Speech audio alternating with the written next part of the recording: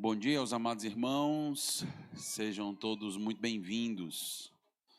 Só lembrando, acho que é dia 23, não é, irmã Salete, o bazar que a irmã Francivalda vai fazer? Dia 23, a irmã Francivalda vai estar fazendo um bazar na casa dela, aqui ao lado, nessa rua aqui, bem próximo.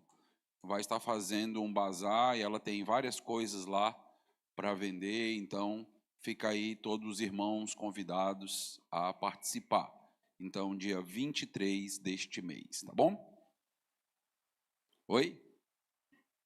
A partir das 8 da manhã, né? Então, dia todo aí, né?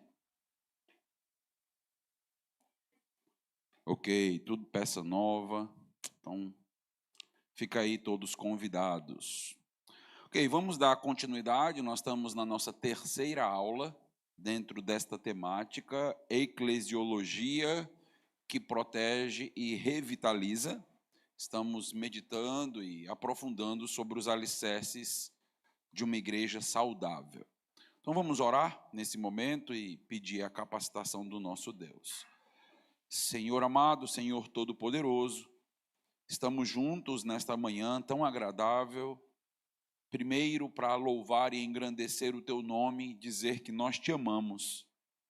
Queremos te agradecer já nesta manhã pelos pais que o Senhor trouxe aqui a esta igreja, todos aqueles que são membros e congregados e são pais, que o Senhor traga alegria aos seus corações por cumprirem a missão que Deus incumbiu a cada um.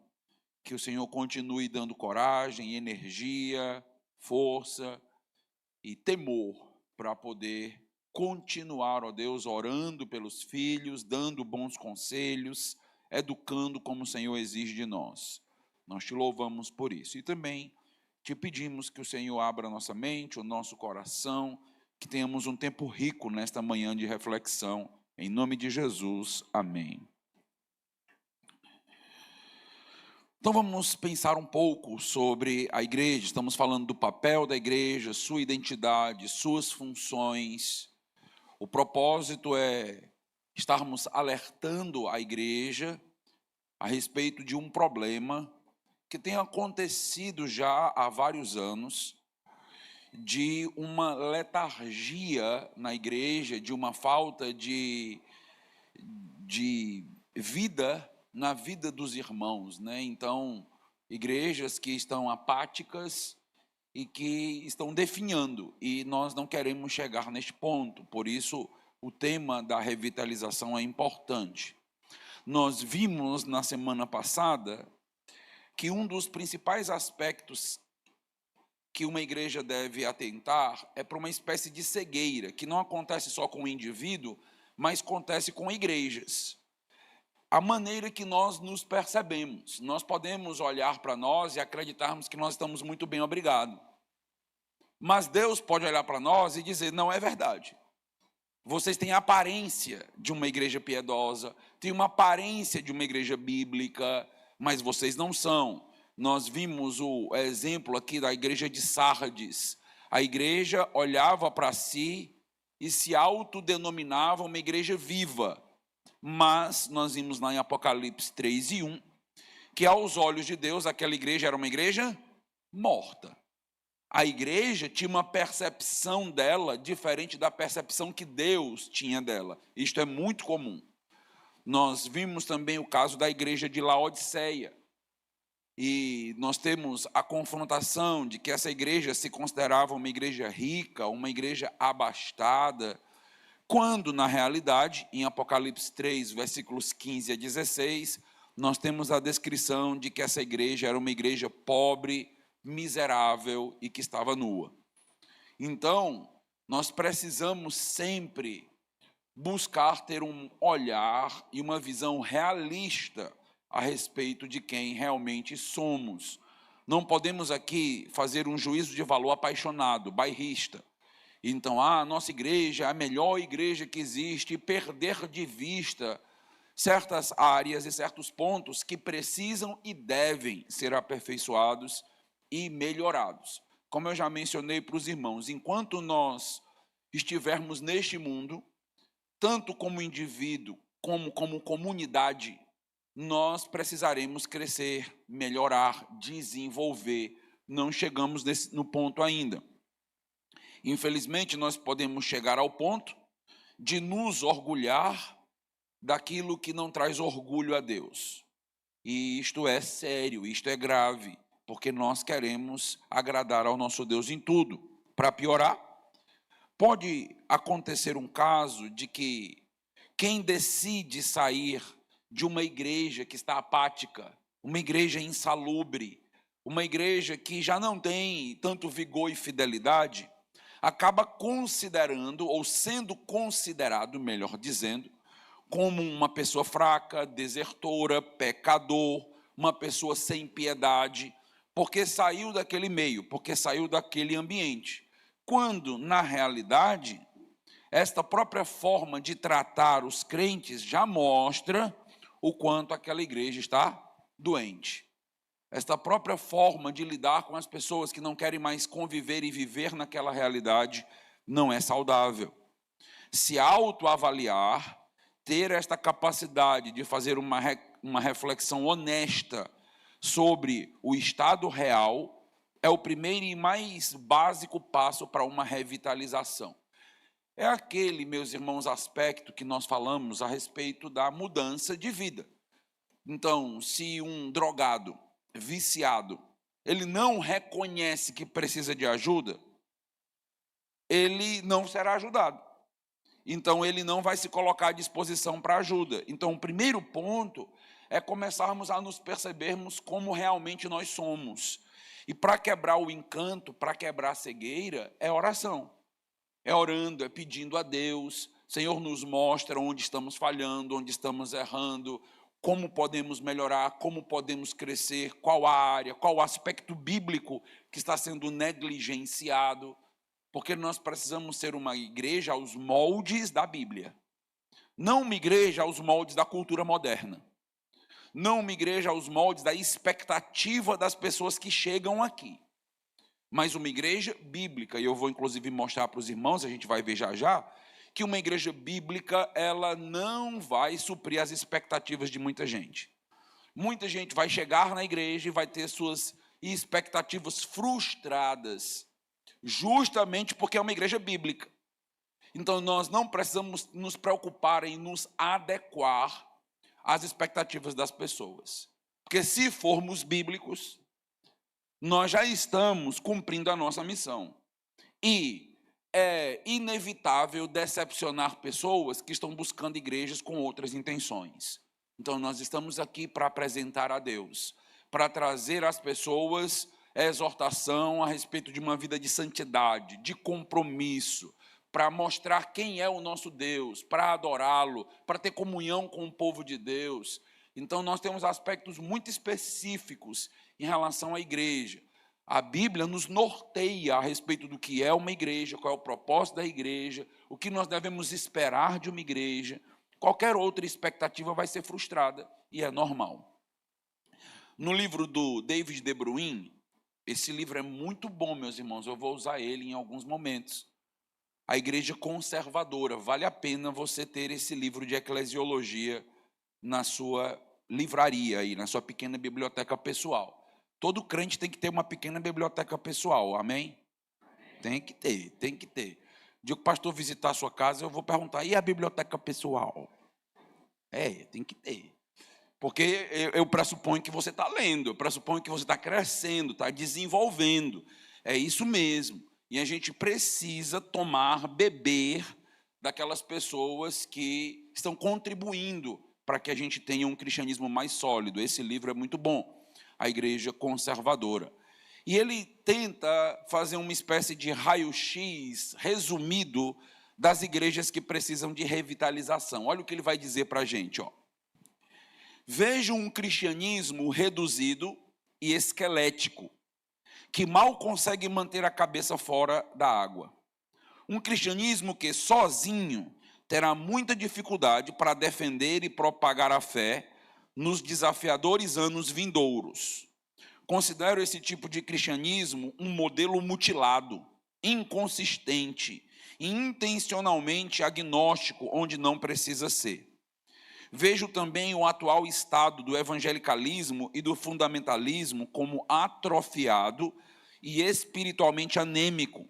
Apesar disso, esse cristianismo, apesar de seu pulso fraco e sua penosa respiração, considera seu estado como evidência de um compromisso sadio com núcleos essenciais, agradecendo a Deus por não ser como os outros homens e igreja, legalistas, arrogantes culturais, elitistas, ou até mesmo como aquele coletor de impostos da parábola, que se orgulha. Então, isso aqui é uma realidade nas igrejas. Igrejas anêmicas, igrejas sem relevância na vida das pessoas, igrejas que não vivem o evangelho, mas não percebem isso e ainda se arrogam daquilo que são. Me arrogo da minha pequenez. Nós somos uma igreja pequena por quê? Nós somos uma igreja pequena porque aqueles que não querem compromisso com Deus ou com a igreja, eles sempre saem. É verdade que a igreja ela não vai ser tão massificada como nós encontramos shows, clubes e coisas desse tipo. Mas essa alegação, às vezes, ela mascara um problema da igreja. Às vezes, a igreja é pequena porque é uma igreja ruim. Não é porque é uma igreja piedosa. Não é porque é uma igreja bíblica. Às vezes a liderança não é piedosa. Às vezes a liderança não é espiritual. Às vezes não dá para acreditar na palavra do pastor. O pastor diz uma coisa aqui, diz outra coisa ali. É politiqueiro. Então nós conhecemos esse tipo de realidade. E aí uma igreja dessa não tem como crescer, não. Então quando você tem, maus pastores, maus líderes e, por consequência, membros assim também, o problema não é que a igreja bíblica deve ser pequena, não, e usar até textos, Não, porque a porta larga é a porta do mundo, a porta estreita, aí usa textos bíblicos na pretensão de justificar uma pequenez, que na realidade é inanição espiritual. Não cresce porque não é uma igreja aos moldes bíblicos, é só isso, e precisa ser revitalizada, precisa ser mudada, precisa ser repensada. Então a gente tem que ter cuidado, às vezes, com os argumentos que são utilizados. Não, em nome da pequenez a gente resguarda a espiritualidade, a fé, e às vezes não é nada disso. Às vezes é muito pelo contrário, como está sendo colocado aqui. Então o termo revitalização, esse termo não é um termo que aparece nas escrituras, ele é um termo teológico, é um termo construído. E a ideia, ela é uma ideia bíblica. A ideia vem de algumas palavras como renovar e restaurar. A ideia de restaurar uma vida, renovar o ânimo. Então você vai encontrar isso no Salmo 51:10, Isaías 40, versículo 31, 2 Coríntios 4:16, Romanos 12:12, para os irmãos que querem aí as referências. Aí você vai encontrar essa ideia de renovação da nossa mente, então de uma mudança, de uma renovação. Também a palavra pode ser usada com a ideia de despertamento. Então, Isaías 52:1, Romanos 13:11, a ideia de acordar de uma letargia, então, de uma apatia. E aí, a revitalização seria justamente este despertar para uma mudança necessária. E também, em Oséias 6:2, a ideia de revigorar, a ideia de dar ânimo novo, reanimar. Então, é daí que vem o conceito de revitalização. Os termos podem variar, mas a ideia ela sempre vai ser a mesma. Deus deseja a transformação do seu povo. Deus deseja que nós sejamos um povo vivo. Vivo no sentido correto da palavra. Vivo no sentido de ser um povo espiritual, piedoso, com o coração aquecido pelo Senhor, como a gente vai ver que uma igreja saudável envolve o âmbito do coração, envolve o âmbito das afeições. Revitalização pode ser definida da seguinte maneira: o processo por meio do qual uma igreja é redirecionada a sua missão de evangelização, olha a preocupação com as pessoas que estão perdidas ao redor, mas também edificação da própria igreja que já existe. Nós não podemos perder o foco. Nós não podemos ser uma igreja tão missionária que tudo que a gente faz está voltado para evangelizar os perdidos. Nós precisamos, sim, ter este aspecto. Uma igreja que não se preocupa com os perdidos, um crente que não se preocupa com os perdidos, ele está em consonância com as Escrituras? Não está, tem alguma coisa errada na sua vida espiritual. Uma igreja piorou. Mas, por outro lado, há uma grande preocupação também em edificar o povo já salvo. O povo que já está na igreja, amadurecendo, crescendo, capacitando. Então, essas duas preocupações, elas andam lado a lado dentro da igreja. E o texto continua. Bem como renovada no esforço de ministrar aos outros de tal forma que o crescimento numérico, espiritual e organizacional se torne uma realidade. Uma igreja madura, ela vai crescendo em vários aspectos. Ela cresce, meus irmãos, em âmbito numérico. É assim mesmo. Uma igreja boa, uma igreja bíblica, uma igreja que tem uma adoração pautada nas Escrituras, uma igreja que vive uma comunhão honesta. Então, todos querem participar disso. Pessoas vão se converter, outros vão se aproximar disso. E isso é, meus irmãos, uma força centrípeta. As pessoas vão ser arrastadas para um ambiente saudável, para um ambiente bíblico. Então, não esperar o crescimento de uma igreja bíblica ou querer que uma igreja bíblica continue sempre pequena, isto é falta de visão espiritual e bíblico. Os irmãos lembram que a igreja de Jerusalém já começou com 3.000 membros. O negócio já começou assim. Então não tem negócio de começar com 10 pessoas. Deus disse, eu vou começar. A primeira igreja da Bíblia é uma mega igreja. Para quem diz que só gosta de igreja pequena, a igreja já começa gigante, aos milhares. É assim que a igreja já começa. É assim que a igreja já inicia. E você percebe no livro de Atos que à medida que Deus vai agindo, à medida que a pregação avança, o que acontece com a igreja? A igreja cresce, a igreja avança, isso é inevitável. A nossa preocupação é a igreja não inchar, é a igreja não fermentar.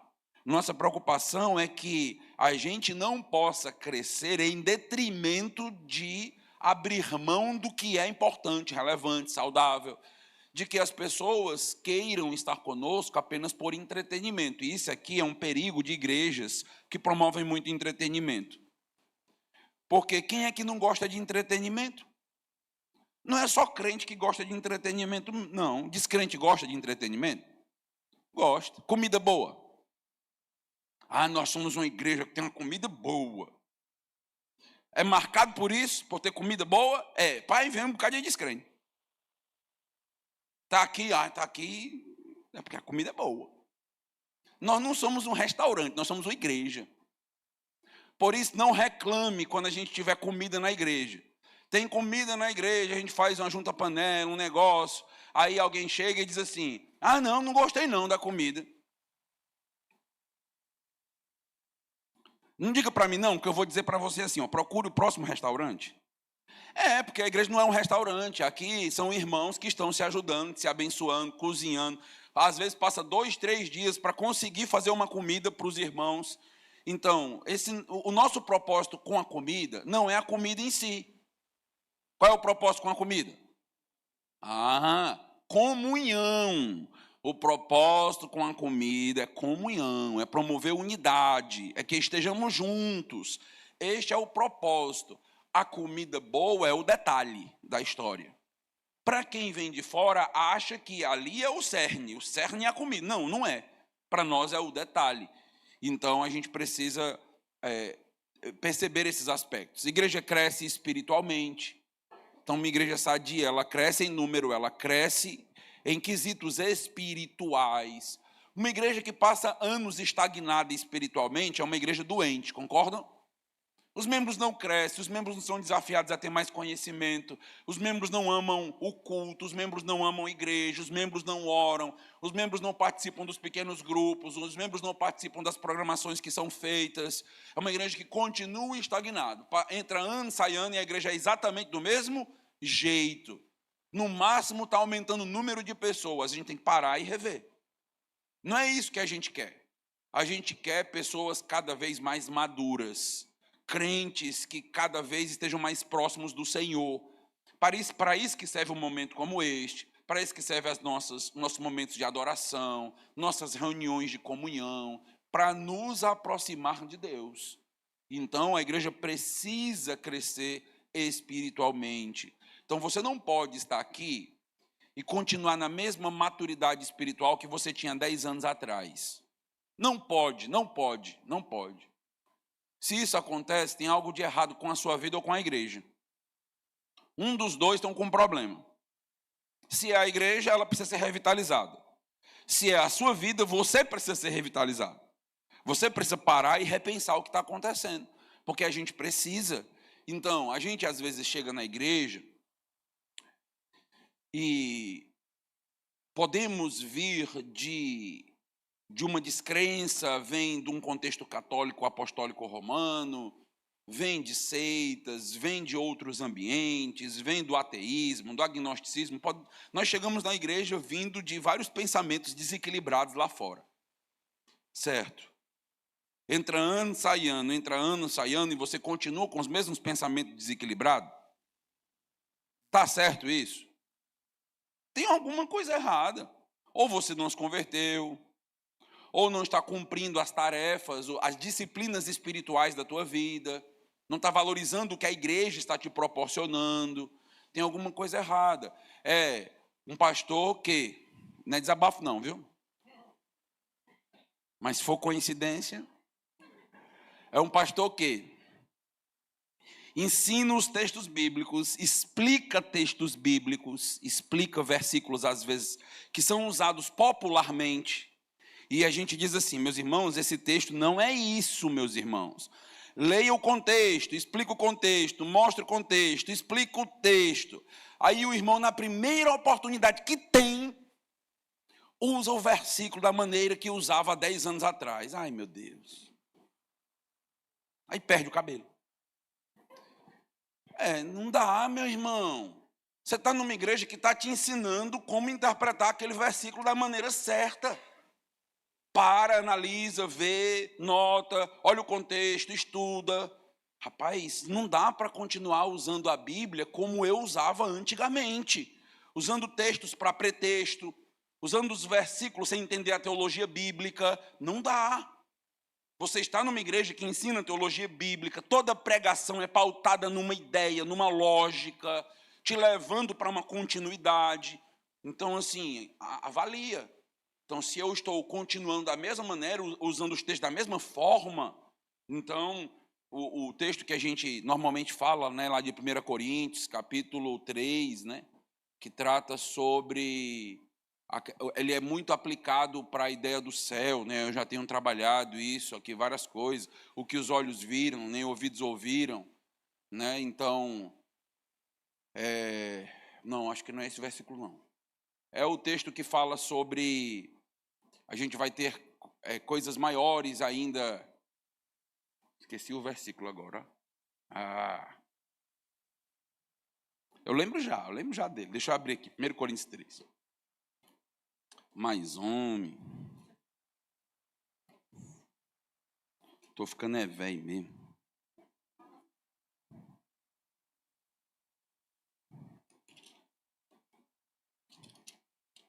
Eu expliquei ele recentemente no curso. É isso mesmo o texto. 1 Coríntios 2:9. Nem olhos viram, nem ouvidos ouviram, nem jamais penetrou em coração humano o que Deus tem preparado para aqueles que o amam. É isso mesmo. Minha mente me enganou, depois acertou e me enganou de novo. É isso mesmo. Então, 2 Coríntios 2:9. Pastor, isso é o céu, isso é o céu. Olha, não diga isso para mim não, homem, pelo amor de Deus. Homem. Eu já tenho ensinado esse texto vez após vez, vez após vez, vez após vez aqui na igreja. Esse texto não é o céu, não é o céu, é a revelação do mistério. Nem olhos viram, nem ouvidos ouviram, é Jesus que está chegando. Está falando do mistério de Jesus chegar para unir judeus e gentios. Está aqui o contexto, está aqui o texto. Passei 10 anos ouvindo esse careca e continuo dizendo que é o céu. Não faça isso não. Ou então está fazendo para me irritar, né? Eu conheço ovelha, pode ser também. Então, podemos então dizer que essa revitalização se faz necessária sempre que há um espírito de comodismo e a igreja enfrenta uma realidade de estagnação e apatia. Quando sentimos o desânimo do povo, ou não há mais preocupação com a santidade, ou com o estado eterno dos perdidos, nós precisamos pensar. Sempre devemos estar incomodados com o estado eterno dos perdidos. Sempre, sempre, sempre. Isso não vai sair do nosso coração enquanto o plano de Deus não se concretizar. Sempre vamos estar com algumas preocupações, vida de santidade, assim por diante. O Hernando Dias Lopes diz algo interessante. Ele, no livro sobre revitalização, ele faz um jogo de palavras com talvez uma palavra mais conhecida nossa, que é a palavra reavivamento. E ele vai falar sobre reavivamento. Ele diz, o avivamento não é uma mudança doutrinária. Cometem engano aqueles que querem descartar a teologia e desprezar a doutrina na busca do avivamento. Desprezar a doutrina é dinamitar os alicerces da vida cristã. Desprezar a doutrina é querer levantar um edifício sem lançar o fundamento. Desprezar a doutrina é querer pôr um corpo de pé e em movimento sem estrutura óssea. Então, nós queremos revitalizar, nós queremos reanimar os que estão desanimados na igreja. Aí vem alguém com uma ideia fabulosa e dizendo, pronto, vamos mudar a doutrina? Vamos deixar de ensinar doutrina? Vamos ter pregações menores, com menor quantidade de informações ou coisa desse tipo, que aí todo mundo vai se animar. Pois é, não vai, essa não é a solução não.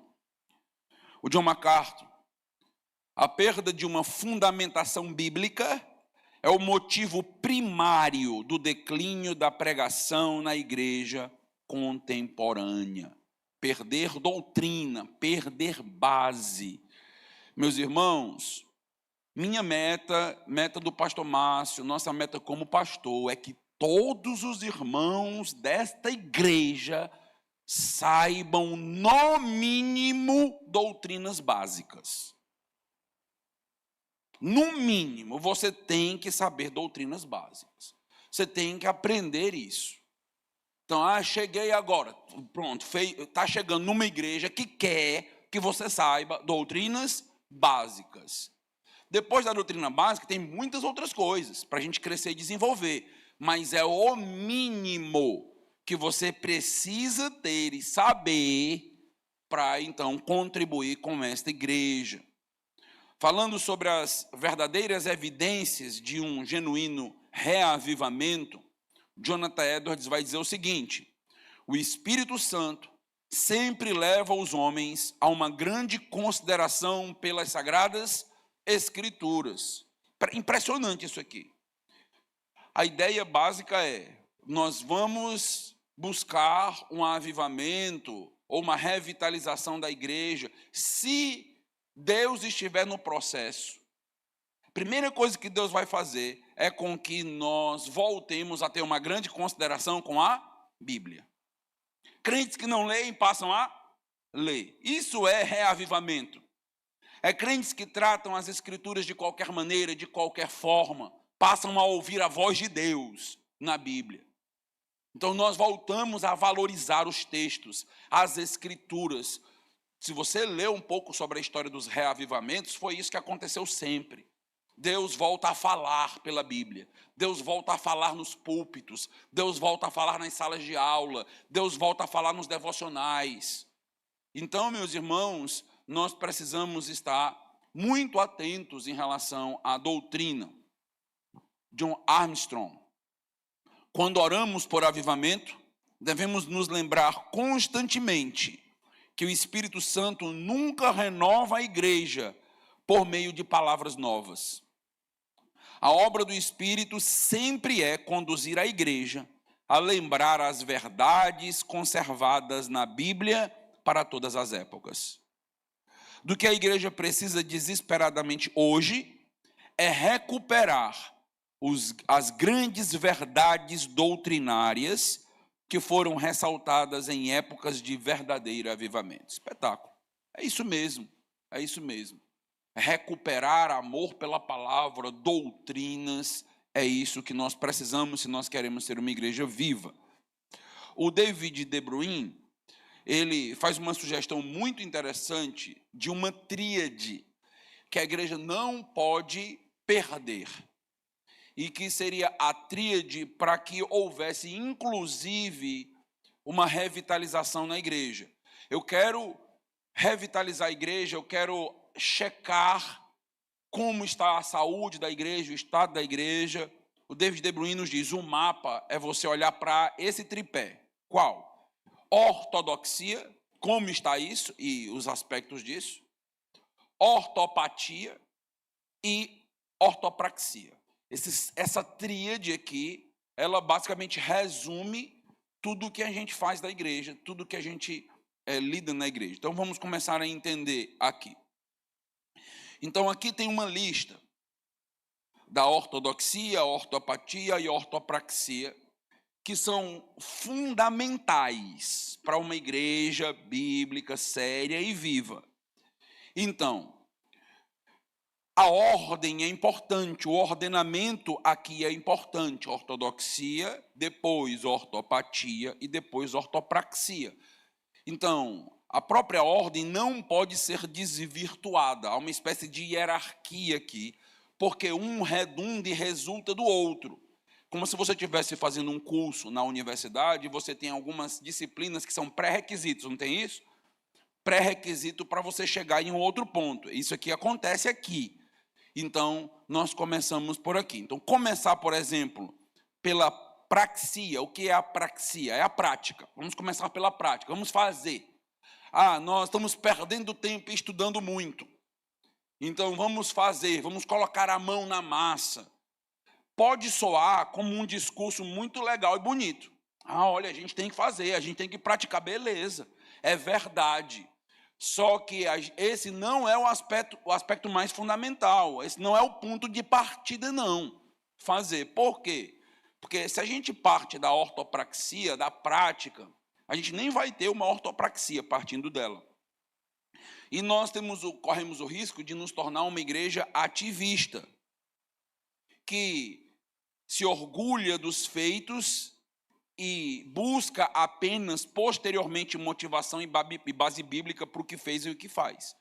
Então é uma igreja cheia de programação, uma igreja com ativismo social, uma igreja que faz bandeiras e cartazes para ir para o sinal e passa o tempo fazendo trabalhos sociais e coisas desse tipo, servindo, trabalhando, conferência, retiro, pequeno grupo 1, 2, 3, 4, 5, 10, 20, culto de oração, vigília, culto de manhã, culto de noite. Chega, a gente cansa de dar os avisos. Rapaz, eu estava procurando uma igreja dessa, cheia de atividade, cheia de programação. Isso não significa nada. Significa nada. Não é por aqui que se começa.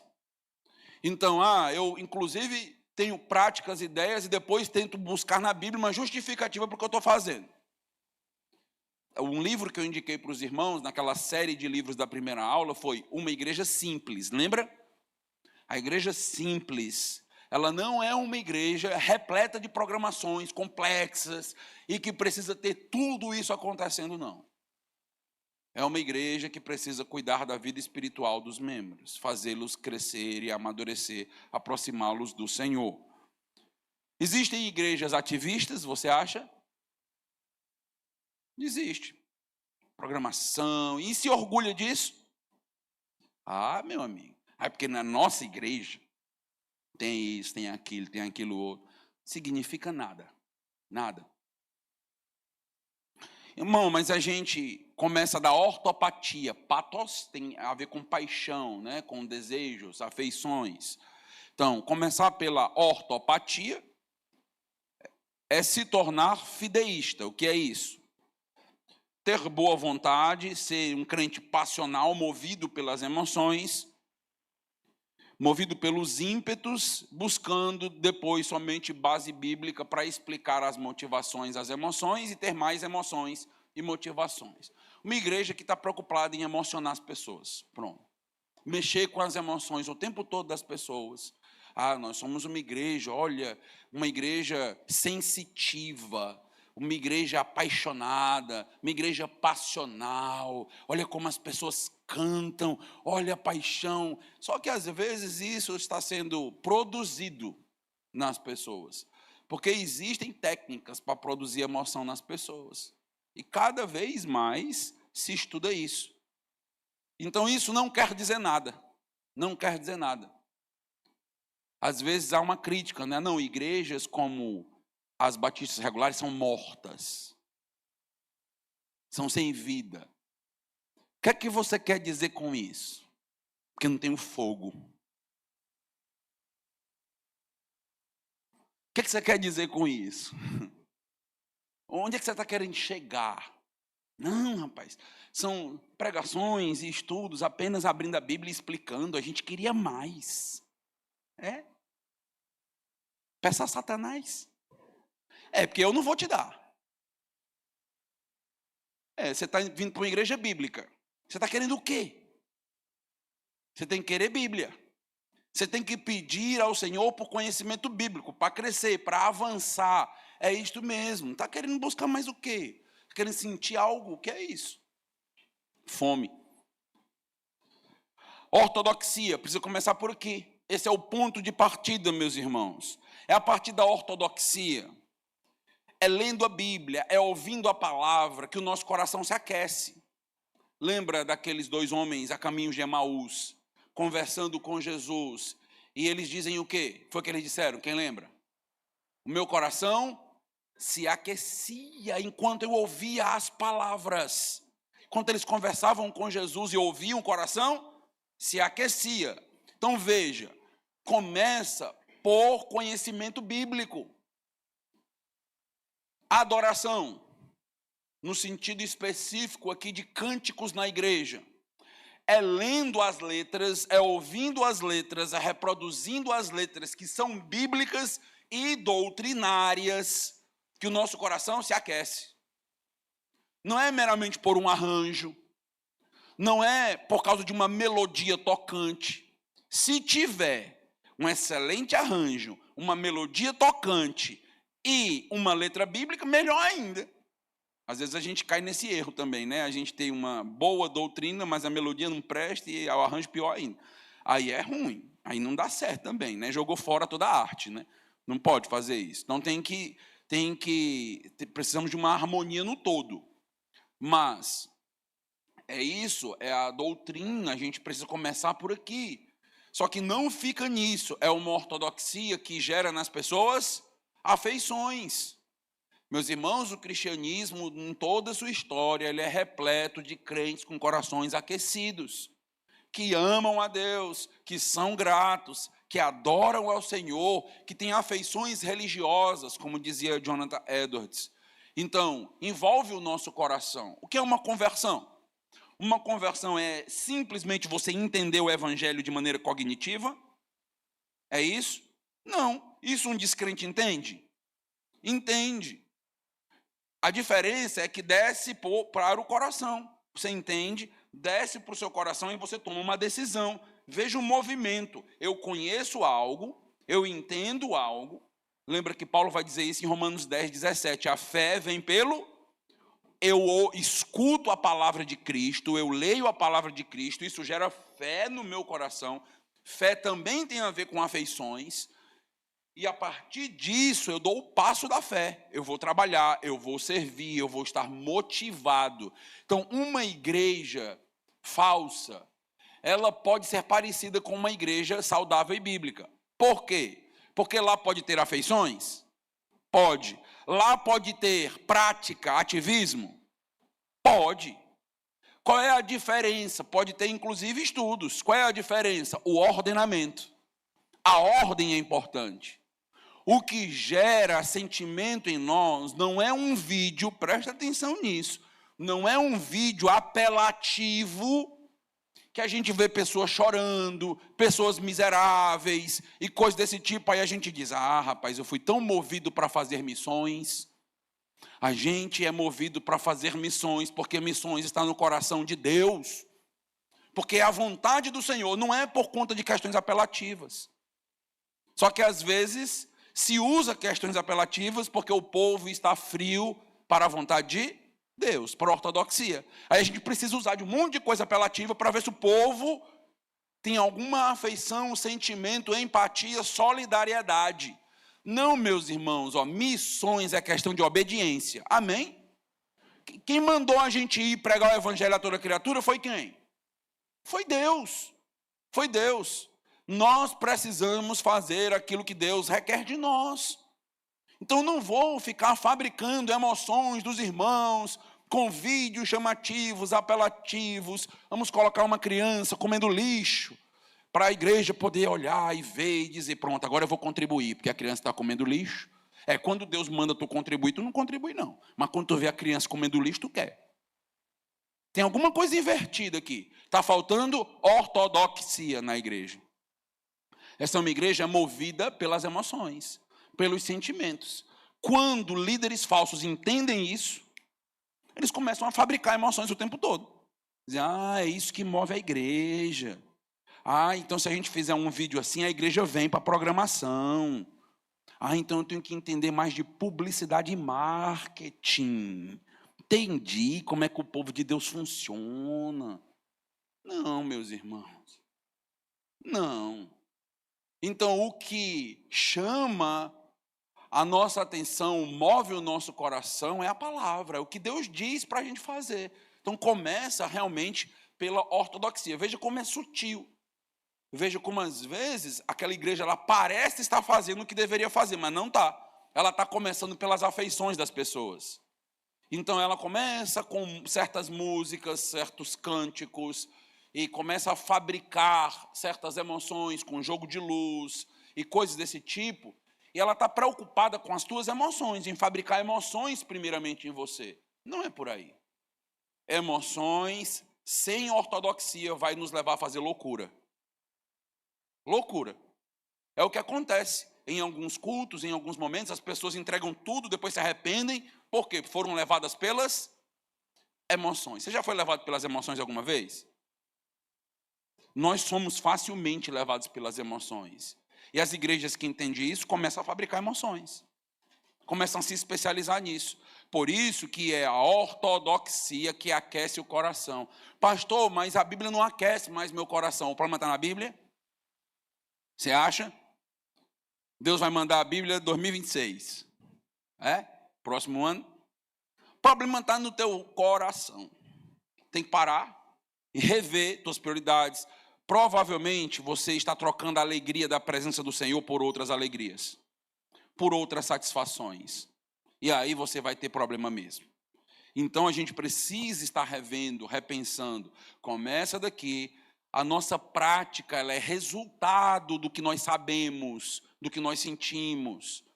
As afeições elas são controladas pela Bíblia. E as nossas práticas também. É isso que faz com que a gente tenha certos programas e diga, não vamos fazer isso, não vamos entrar por aqui. Vai ter uma passeata política, uma ONG, aquilo outro. Vamos lá, ser uma igreja militante, ativista. Está cheio de igreja no Brasil que foi para aí. Que se desvirtuou e foi por esse caminho aí. Caminho da ideologia política, repleto. Por quê? Tem até uma boa vontade, meus irmãos. Mas perdeu a ortodoxia.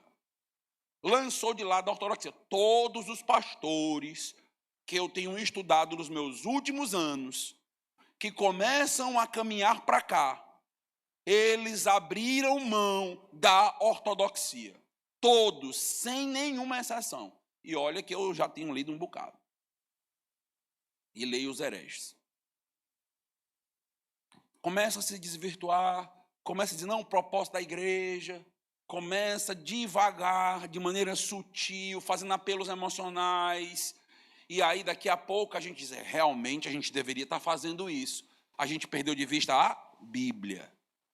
Então, a gente tem que ter muito cuidado com o que eu estou dizendo. A gente viu na semana passada igrejas que fecharam as portas porque perderam de vista a Bíblia, a ortodoxia. Isso é sério. Ortodoxia, o termo se refere a um corpo de doutrinas considerados sadios e bíblicos. Meus irmãos, a Bíblia fala, é uma pergunta, certo? Para você pensar e me responder. A Bíblia fala de doutrina sadia, quando a gente fala de igrejas saudáveis, a Bíblia fala de doutrina sadia, ela usa esse tipo de expressão para a doutrina? Sim ou não? Sim, sim. Ou seja, como a gente vai perceber, ou seja, se você errar na doutrina, você adoece. Aqui é grave. Se estivermos com a doutrina saudável, nossa vida será saudável e a igreja será saudável. Se errarmos na doutrina, a consequência será, então, muitos problemas dentro da igreja, como eu vou mostrar para os irmãos. Então, Paulo usa muito essa linguagem da doutrina sã, da doutrina saudável. E Paulo desenvolve para a gente, eu amo o apóstolo Paulo, ele desenvolve para a gente em detalhes como é bom ter uma doutrina saudável e os problemas de abrir mão disso. Vamos aqui só começar. Igrejas doentes, à beira da morte, deixaram a sua fonte de saúde, a ortodoxia. Todos esses textos que estão aqui, a gente vai ver. Não agora, não hoje de manhã, mas a gente vai estudar. 1 Timóteo 1, de 8 a 11. 1 Timóteo 6, 3 a 5, versículos 20 e 21. 2 Timóteo 4, 2 a 5. E Tito 2 e 1. Detalhe, todos esses textos pertencem a um tipo de literatura específica. Qual é? Começa com cartas pastorais. Ou seja, isso diz respeito ao quê? À igreja. Paulo usa essa linguagem para a igreja, porque quem mais deve estar preocupado com doutrina saudável é a igreja e os pastores e pregadores. Porque um erro aqui é fatal. Um erro aqui vai trazer danos sérios, graves. Então vamos ver um texto apenas nesta manhã, para a gente abrir para colaborações. 1 Timóteo capítulo 8. Desculpe, capítulo 1, versículo 8. Nem tem 8 capítulos em 1 Timóteo. 1 Timóteo 1, versículo 8.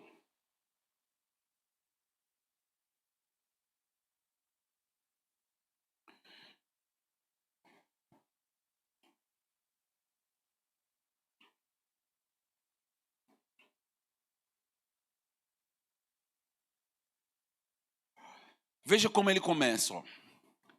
Sabemos, porém, que a lei é boa. A lei é boa.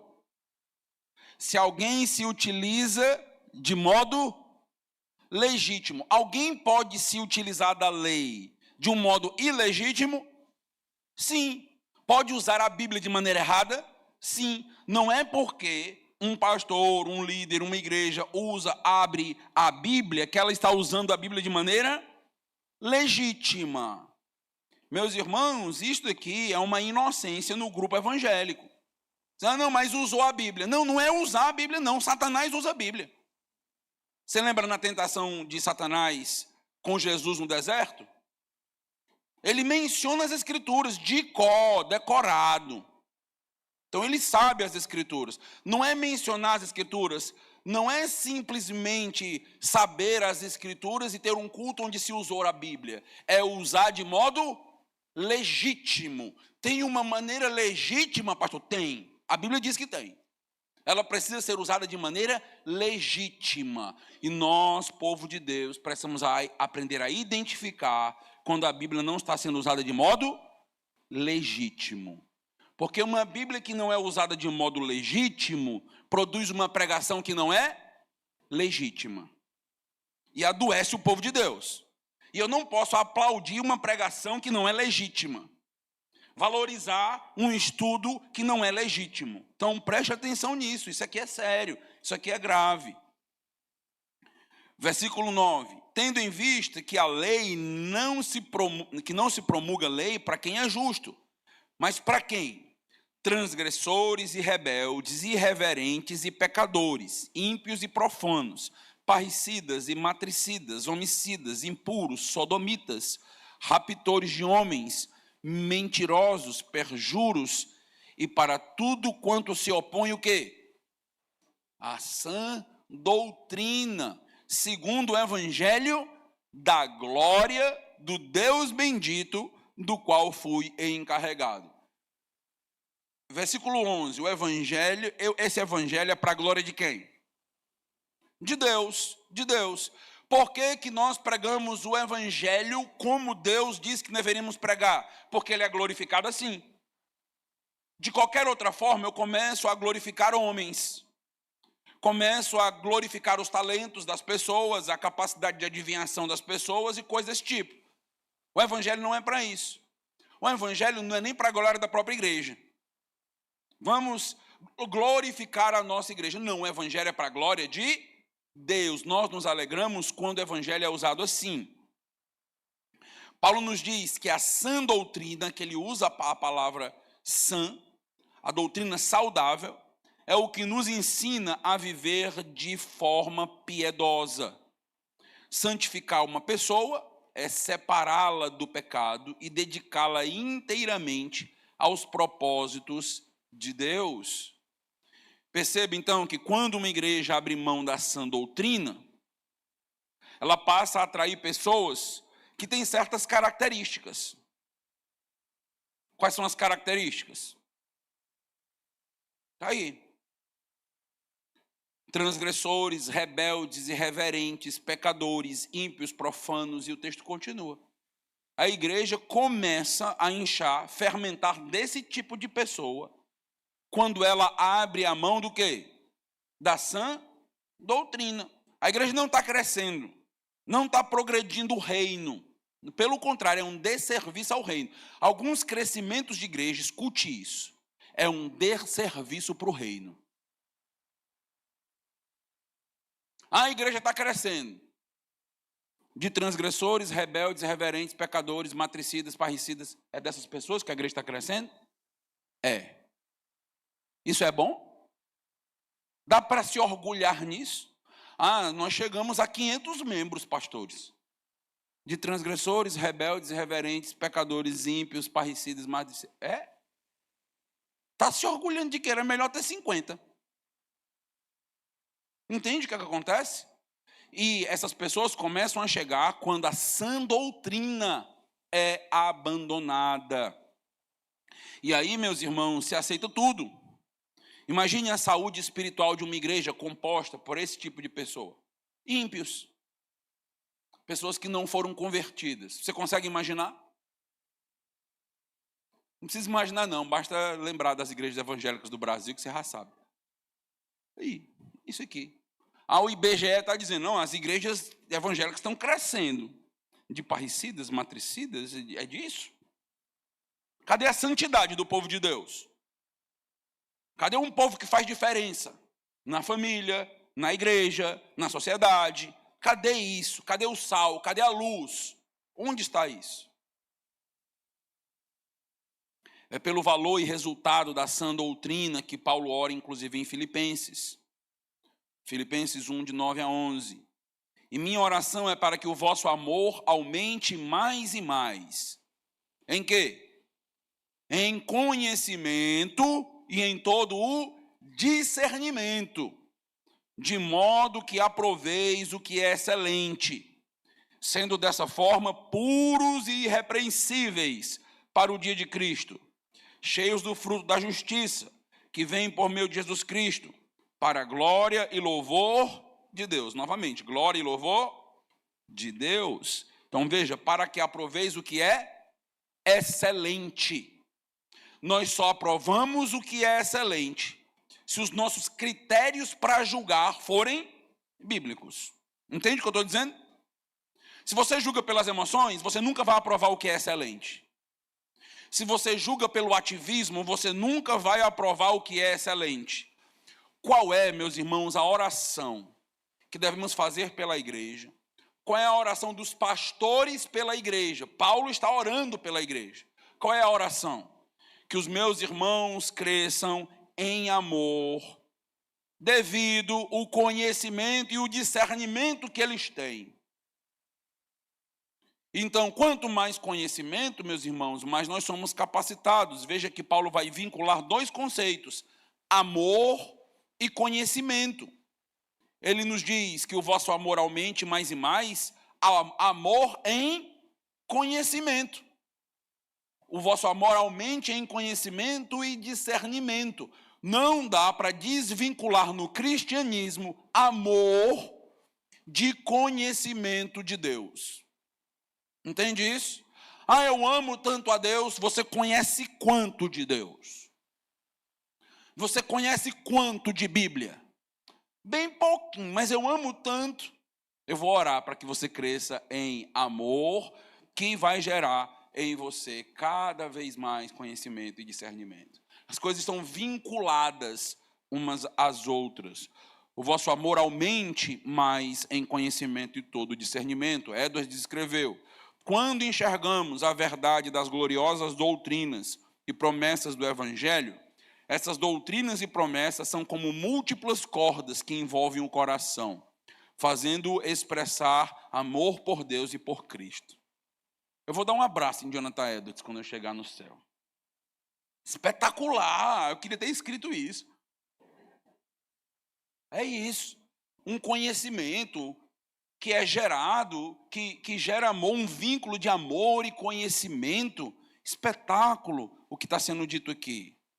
Ou seja, se queremos amar mais, precisamos conhecer mais. Uma coisa é proporcional à outra. Você não vai amar mais a Deus e aos irmãos se você não conhecer mais. Não vai. Abrimos mão do conhecimento, pastor. Não perdemos quase nada, porque ainda temos entretenimento. Certo? Não perdemos quase nada, só deixamos de ser igreja. É só questão de tempo. Não tem para onde correr. O nosso amor, ele é aquecido pela doutrina, pela palavra, pela verdade. Crentes amam a verdade, amam a palavra de Deus. Crentes têm um coração pulsante quando estudam o Evangelho, quando conhecem o Evangelho. Por que que as pessoas estão amando tão pouco a Deus? Porque conhecem pouco de Deus. Por que que as pessoas amam tão pouco umas às outras? Porque não se conhece. Não adianta nada. Escuta. Não adianta nada crescermos e a gente não conseguir nem se conhecer. Entende? Um bando de pessoas unidas e reunidas, bando aqui popularmente falando, mas que ninguém se conhece, ninguém se importa com ninguém, ninguém sabe o nome de ninguém. É isso mesmo que é ser igreja, é? Tem um ajuntamento enorme de pessoas. Temos um estádio de pessoas. Qual é a vantagem disso? Nós aumentamos o amor quando nós aumentamos em comunhão. Comunhão não é um detalhe para a igreja. Comunhão é resultado do amor que temos uns pelos outros e por Deus. Queremos estar reunidos, queremos estar unidos, porque amamos a Deus e amamos a presença dos nossos irmãos.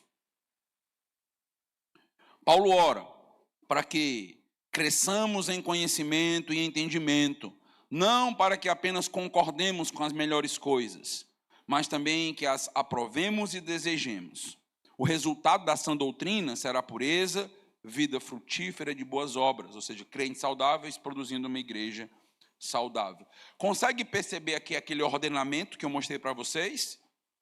Consegue perceber que o amor acaba sendo o resultado do nosso conhecimento? Ortodoxia produzindo mais amor por Deus e pelo próximo. Então, se existe esse amor, mas não existe base para esse amor, Então esse amor é frágil, é fraco. Esse amor ele vai a qualquer momento desabar como um castelo de cartinhas que a gente levanta brincando ali com um baralho. Não tem peso, não tem força, não tem alicerce. Então nós precisamos disso. Cada vez mais a gente escuta pessoas do meio evangélico dizendo: não, pastor, a igreja não precisa de doutrina, não. A igreja não precisa de teologia, não. Eu acho que eu vou morrer na contramão dessa linha, porque não é a minha perspectiva. Os irmãos já estão comigo há vários anos e sabem que funciona assim. A gente escuta, não, mas não deve ser assim, não funciona assim. Meus irmãos, quero um dia sair dessa igreja com a consciência tranquila de que eu ensinei tudo o que eu podia ensinar para a igreja, de que eu exortei, consolei, de que eu fiz tudo aquilo que eu poderia fazer com a Bíblia, disse, preveni. Se depois a igreja for por um outro caminho, eu vou estar com a consciência tranquila de que eu ensinei, alertei, exigi doutrina básica, me desgastei, porque este é o caminho para uma igreja saudável. Não se engane com várias fórmulas de crescimento, marketing. Não é mudando a cor de uma igreja, a cor de uma parede, não é botando holofote na igreja, não é mudando o templo, não é nada disso. Tem um livro, Uma Igreja com Propósito, de um homem chamado Rick Warren, que ele diz: a maior parcela do investimento financeiro da igreja deve ser no grupo de louvor. Aí o grupo de louvor gostou, né? Por quê? Porque o grupo de louvor é carro-chefe da igreja. Eles vão ter que tocar as músicas que estão sendo tocadas no rádio. Aí gostou agora não, né? Pois é. Então, porque as pessoas estão ouvindo essas músicas, então eles vão tocar essas músicas na igreja. Não é. Tem alguma coisa equivocada, errada, com os propósitos que estão sendo dados para as igrejas. As igrejas estão se perdendo nisso aí. Então a gente precisa pensar o que é que pode tirar a nossa saúde. Então, pastor, eu vou confessar essa manhã. Eu não gosto de doutrina. Se eu começo a ensinar aí justificação, expiação, propiciação, olha, me dá uma vontade de sair danada. Aí eu vou beber água, volto. Estava na justificação, fui para a propiciação, agora vou no banheiro, volto e rodeio, volto e venho e volto. Ore, Senhor, me faz amar doutrina. Eu não vou parar de falar, a não ser que você me bote para fora. Ou então você que está saindo para fora, né? Vai levar carão dos diáconos, porque eu aperto os diáconos. Não, diácono, fica vendo aí o povo aí que está saindo o tempo todo aí. Não estão aguentando a doutrina. Bota para dentro. Nós somos o povo que ama a Bíblia. Nós somos o povo, só estamos reunidos aqui por causa da Bíblia. Como foi que você conheceu Jesus Cristo? Olhando para a natureza e vendo um sabiá? Foi? Não foi, meu amigo, foi com Bíblia. Ninguém se converte de outra forma, só com doutrina. Ninguém se santifica de outra forma, ninguém se prepara de outra forma, ninguém é saudável de outra forma. É isto mesmo. Abrir para os irmãos que querem contribuir ou fazer alguma pergunta, e na próxima aula a gente continua a partir de 1 Timóteo 6. Algum irmão? Pode ficar à vontade. Irmão Hugo?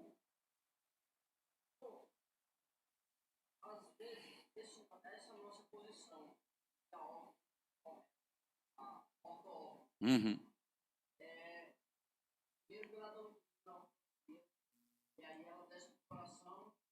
Vai para a prática.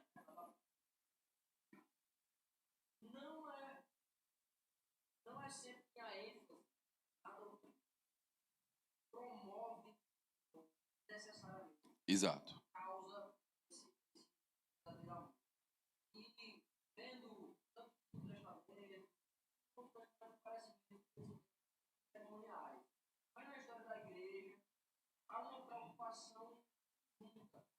Exato.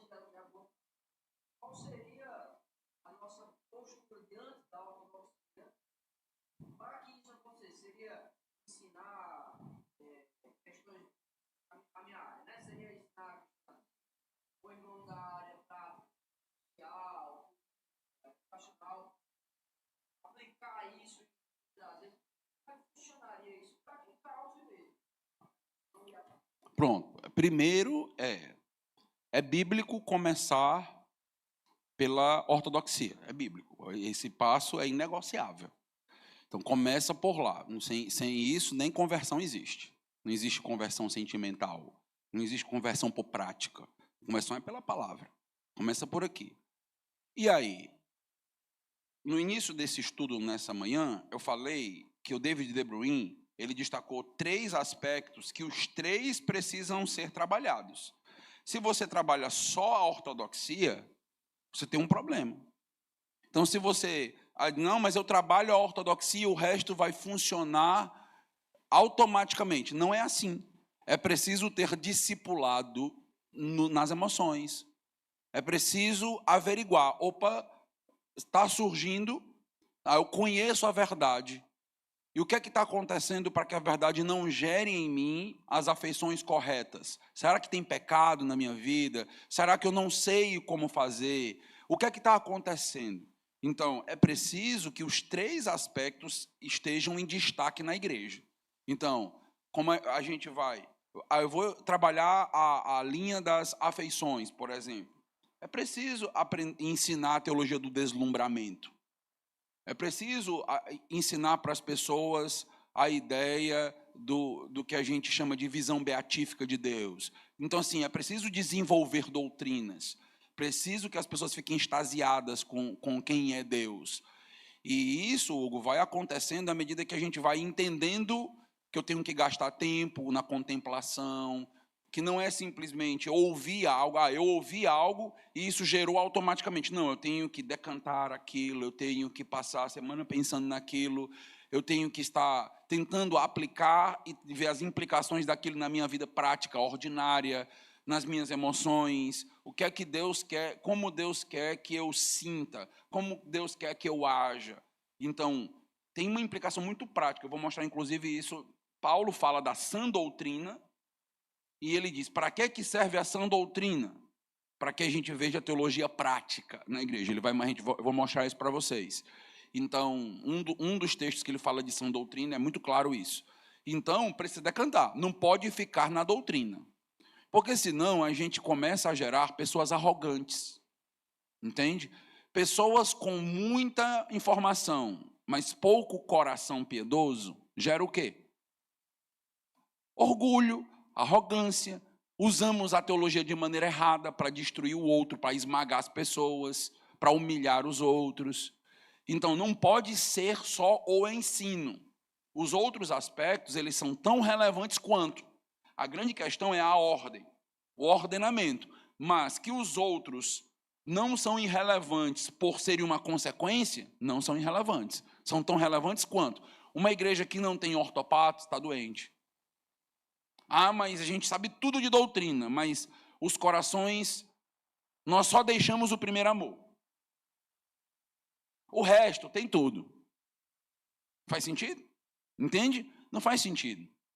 Então, começa por aqui, e precisa começar por aqui, porque talvez seja o trabalho mais árduo. O trabalho mais árduo é o trabalho do conhecimento. Tem muita preguiça na área da cognição. Então, essa é uma área que a gente precisa parar, querer entender, eu não compreendi, para, pergunta, roda de esclarecedores, não de escarnecedores, de esclarecedores, e vai, e pensa, e vai para retiro, e tira dúvida, e conversa, e cresce, porque é isso que vai gerando em nós, pouco a pouco, a vida de santificação, a vida de emoções sadias e equilibradas, é um todo, né? Nesse sentido aí. Eu entendo que muitas erram por focar só na ortodoxia, sem entender os outros aspectos. Precisa trabalhar os 3. Igreja sadia, uma igreja que tem muita doutrina, tem muita afeição no coração, mas ninguém quer servir. É uma igreja sadia, você acha? Não é. Então deixou a praxis. Então tem que ter os 3. E aí a gente vai e investiga onde estamos errando, para onde dar o foco, para onde jogar o holofote. Entendeu? Manatan, depois Ismael.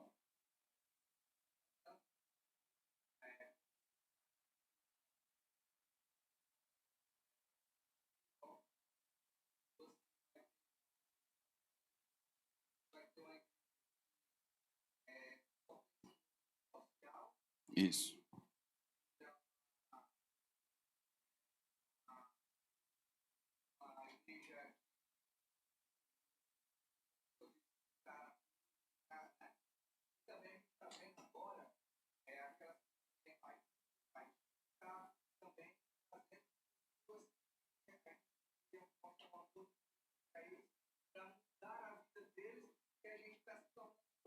Exato.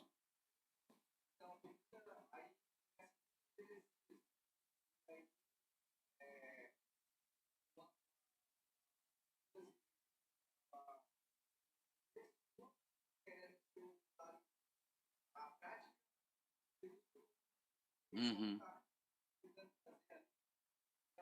Teresia grande. Vamos continuar. Aham.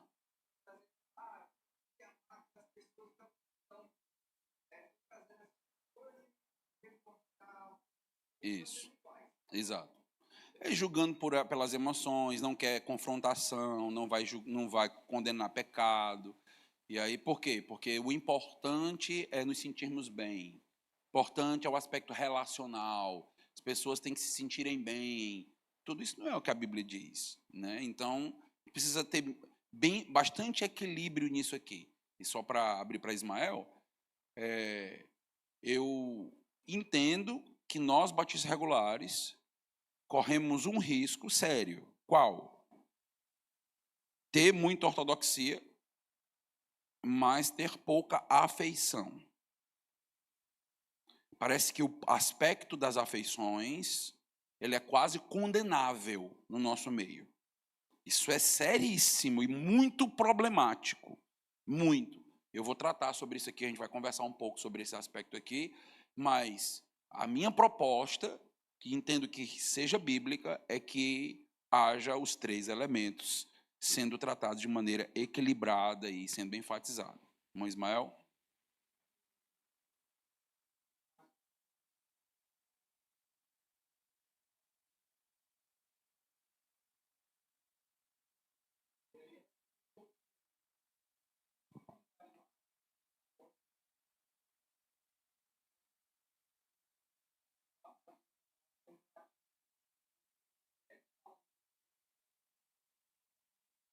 Uhum.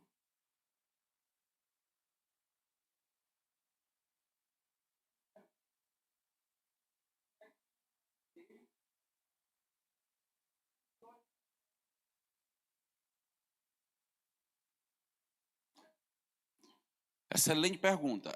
A gente vai tratar isso, eu vou chegar num ponto aqui para a gente tratar sobre a classificação das doutrinas. Então, é o que é chamado, na atualidade, o Albert Muller deu essa proposta nos Estados Unidos para falar de triagem teológica. E eu vou falar sobre isso aqui, sobre as construções da ortodoxia. Mas tudo começa por nosso aspecto da fé que nos foi dada de uma vez por todas. Judas vai nos dizer isso. Então, nossa base é as Escrituras. A base que, por exemplo, o catolicismo romano se utiliza, não é que as Escrituras elas estão acima da igreja, mas a igreja acima das Escrituras. Então, há uma quebra no ordenamento. E veja como isso é grave. Se você mudar só um ordenamento, isso já gera outra coisa. Então, nós entendemos que a igreja deve ser submissa às Escrituras. Então, nesse sentido, a nossa base é as Escrituras. E é a partir das Escrituras que nós vamos moldar e formar teologia. Então, a partir da Bíblia, a teologia surge. E a gente vai ver, eu vou mostrar um texto bíblico, que inclusive Paulo manda a gente fazer isso. Paulo manda a gente ler a Bíblia e tirar implicações da Bíblia e aplicações. Então, é o que a gente faz. Aí o que é que a gente faz? Aí a gente vai ter toda uma valorização de uma tradição de 2000 anos de história, como uma espécie de filtro para a gente perceber o que a gente está criando é novo, já existiu, não existiu. Então, a ortodoxia, normalmente, a gente afirma que ela faz parte do que a gente considera como os primeiros credos da igreja. Os primeiros concílios da igreja geraram credos. Como é o concílio de Nicéia, gerou o credo de Nicéia. E esses primeiros credos são chamados, os primeiros 7 credos são chamados de credos ecumênicos. Não no ecumenismo no sentido da atualidade, mas são os credos da igreja. E depois há desvirtuamentos desses credos e dessas posições. Mas nós chegamos, quando Lutero, por exemplo, ele se coloca como protestante, e ele levanta um protesto contra a Igreja Católica, a ideia de Lutero era voltar às Escrituras, sola Escritura. A ideia dele é: vamos voltar para a Bíblia. Quem se desvirtuou e se prostituiu não fomos nós. Então, como eu posso falar de pudor se eu não quero voltar para o aspecto mais básico, que é as Escrituras? Então, será que eu vou precisar me colocar debaixo de uma igreja e aceitar tudo que ela disser? Então, tem que fazer isso, porque isso é fé. É fé ou é fideísmo? Então, como é que a gente pode analisar essa igreja? Qual é a base para analisar essa igreja? Entende? Se a igreja vai mudando os seus próprios credos de acordo com os anos. Então, foi o que aconteceu, basicamente, na igreja católica em todo o período medieval. Surgindo novos credos, surgindo novas ideias, os próprios dogmas marianos, nenhum é antigo. Então, eles vão surgindo depois, posteriormente, a partir de papas, a partir do concílio. Então, nós dizemos, nossa base é as Escrituras. É a partir daqui que nós criamos. E aí, cada teologia que for proposta para a igreja, o que é que a igreja deve fazer? Deve olhar para a Bíblia e dizer: é bíblico? Lendo a Bíblia de maneira responsável, respeitando figuras de linguagem e tudo, mas olhando a Bíblia de maneira natural, sem alegorizar a Bíblia.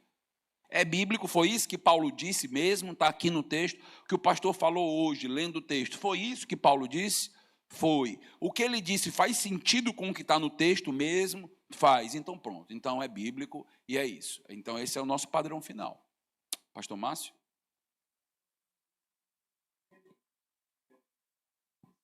Sim.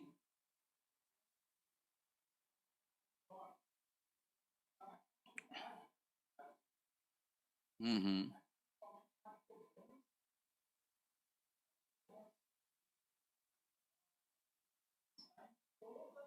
Exato.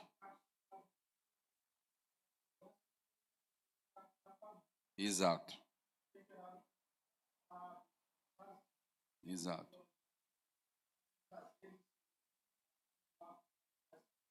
Exato. Isso.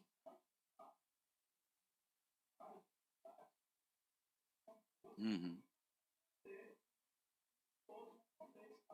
Em tudo. Exato. Exato.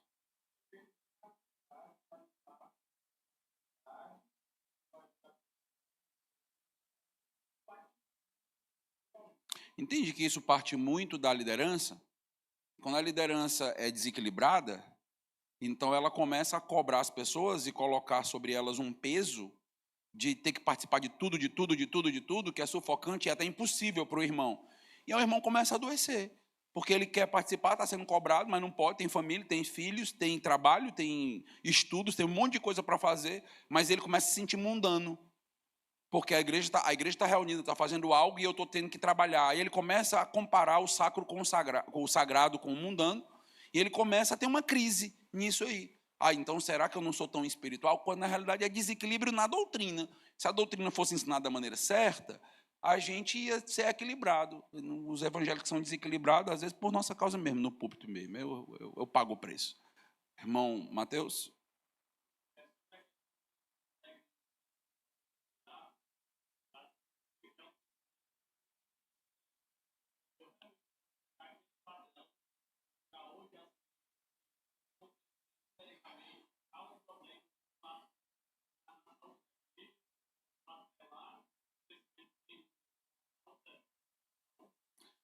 Eu diria que é preciso ter cuidado com o processo, no seguinte sentido.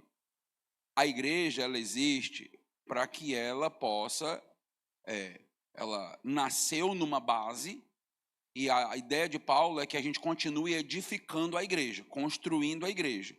E são várias frentes de crescimento. Uma delas é a salvação das pessoas. Uma delas é crescimento nesse sentido. Então, a gente tem que ter cuidado com o paradigma de Atos ser aplicado exatamente como está ali, porque o paradigma de Atos ele é para a igreja do primeiro século, a igreja que está surgindo naquele contexto. Mas a gente entende que as igrejas, elas desenvolvem, elas crescem quando elas são bíblicas. Porque o propósito de Deus é salvar vidas, é pronunciar o evangelho para as pessoas e vidas serem salvas, impactar vidas. Nós não sabemos quando será o crescimento, esse é o ponto.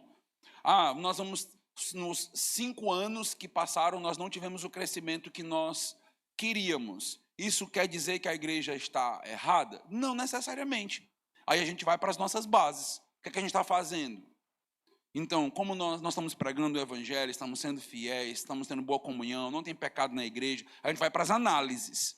Então, diante desses sinalizadores, desses apontadores aqui, estamos fazendo tudo aquilo que a Bíblia diz? Estamos. Então, não nos preocupamos ou preocupemos, porque o crescimento vem de Deus. O crescimento vem de Deus. Ele não quis até o momento. E então, eu diria que a nossa preocupação não é com o crescimento. O crescimento vem de Deus, mas igrejas saudáveis crescem. Então, é um corpo vivo, é um organismo. Então, Deus vai acrescentando até para que haja novos dons e a igreja possa, então, ser uma igreja mais madura, melhor. Como vai ser esse crescimento? Aí é outra história. Em quanto tempo vai ser o crescimento? É outra história. A nossa preocupação, pelo menos como teólogo eu entendo isso, nunca deve ser com crescimento numérico. Mas que o crescimento numérico, ele acontece? Acontece. Quando eu tenho muitos anos uma igreja que está estagnada nisso, a gente deve pelo menos se perguntar, por quê? O que é que está acontecendo?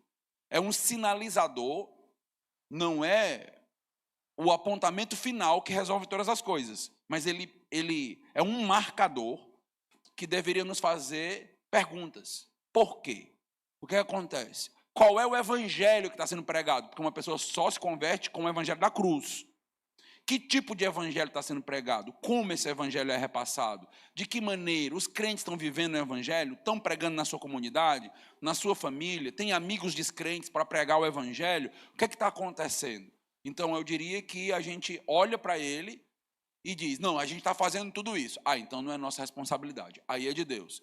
Não, nós não estamos fazendo algumas coisas. Opa, então deveríamos. Porque talvez estejamos travando o crescimento da própria igreja. Entendeu? Pecado no meio da igreja que não é tratado com disciplina e coisa assim. Então, o que é que trava o crescimento da igreja? Se tiver tudo ok, beleza, o crescimento vem de Deus. Se não está, a gente tem que parar, pensar, reorganizar, para deixar tudo certinho, para Deus dar o crescimento na hora que Ele quiser, do jeito que Ele quiser. Eu trabalho nessa perspectiva. Ok, então vamos orar para a gente poder encerrar. Hoje à noite, às 18 horas, vamos estar reunidos. Todos, se puderem, compareçam para termos um momento aí bem abençoador. Convide seu pai para ele estar conosco. Importante, se ele puder vir, né? Se ele não tiver um outro compromisso inadiável, então seria bom que ele pudesse estar aqui. Vamos orar. Deus amado, Deus Todo-Poderoso, obrigado pela tua igreja, obrigado por esse tempo de reflexão com o teu povo. Peço ao Senhor sempre que nos abençoe, nos ajude, nos dê discernimento, nos dê a condição necessária de pensarmos biblicamente sobre a saúde da tua igreja. Nós não queremos, ó Deus, ser uma igreja perfeita aqui nesta terra, porque nós não seremos. É um alvo, mas nós não temos como abraçar isso completamente. Mas pedimos que sejamos o melhor que podemos. Que o Senhor nos ajude, ó Deus, a perceber áreas, pontos de fragilidade, dificuldade, para que cresçamos, para que mantenhamos uma igreja firme, sólida, e que as igrejas sadias da nossa época, que já não são tantas, continuem, ó Deus, sadias. Ajuda a liderança, ajuda os membros, para que nós sejamos uma igreja bíblica, saudável. É o que nós te pedimos em nome de Jesus. Amém. Ok, meus irmãos, tenham um bom almoço. Deus abençoe.